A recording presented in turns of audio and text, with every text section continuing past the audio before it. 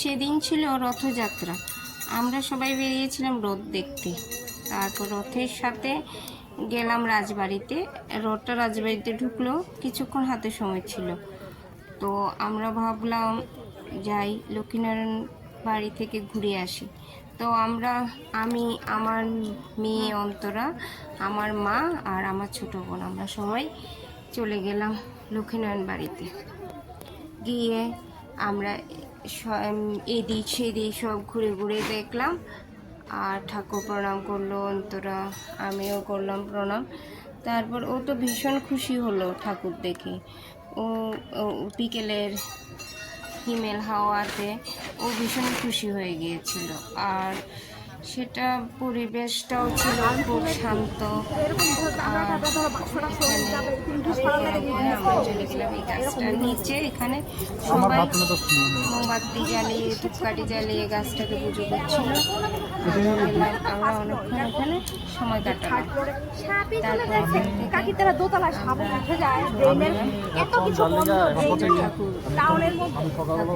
ঠাকুরের কাছে ওখানে গিয়ে ঠাকুর প্রণাম করলাম আর ঠাকুর দেখলাম।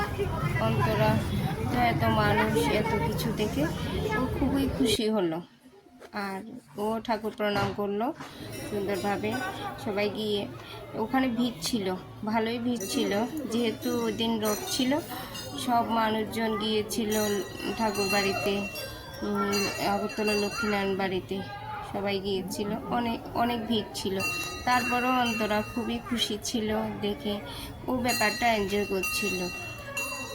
আমরা এখানে কিছুক্ষণ ঠাকুরের সামনে কাটালাম। তারপর ওখান থেকে বেরিয়ে আমরা চলে গেলাম দিঘির কাছে। দিঘির কাছে গিয়ে অন্তরা তো খুবই খুশি। ও শুধু জল নিয়ে খেলা করছিল, বারবার জল ছিটুচ্ছিল। ও জল হাতের কাছে এভাবে জল পেয়ে, আর দিঘির জলগুলো খুবই সুন্দর ছিল, এগুলো পেয়ে খুবই খুশি হয়েছিল। শান্ত দিঘি, অনেক বড় ছিল দিঘিটা। আর দিঘিটার ওপারে রাজবাড়িটা, ওটাও দেখা যাচ্ছিল। দারুণ ছিল এই দৃশ্যটা, দিঘির পাড়ে দাঁড়িয়ে ওপাশের রাজবাড়িটা দেখা, সুন্দর দিঘিটার শান্ত স্থির জল। তারপরে বিকেলের ঠান্ডা পরিবেশ, তখন ঠান্ডা বাতাস বইছিল। আর ওদিনের পরিবেশটা ছিল খুবই মনোরম। অনেক লোকের সমাগম ছিল, সবাই হেসেছিল, সবাই দিঘির পাড়ে বসে মজা করছিল, গল্প করছিল। আর ঠান্ডা বাতাসে শরীর জুড়িয়ে যাচ্ছিল। আমি আর অন্তরা আমরা একটু এসে আবার ও আবার জলের কাছে চলে গেল। ও চাইছিল না ওখান থেকে আসতে, কারণ ভীষণই ওর কাছে ভালো লাগছিল। আর বারবার জলটা ছুঁয়ে ছুঁয়ে দেখছিল। আর এমনিতেও জল খুবই পছন্দ করে।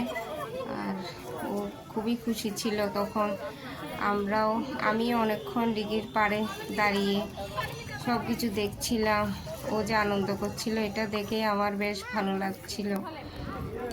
তারপর সব কিছু প্রণাম করে আমরা আবার সবাই বাড়ির উদ্দেশ্যে রওনা হয়ে গেলাম।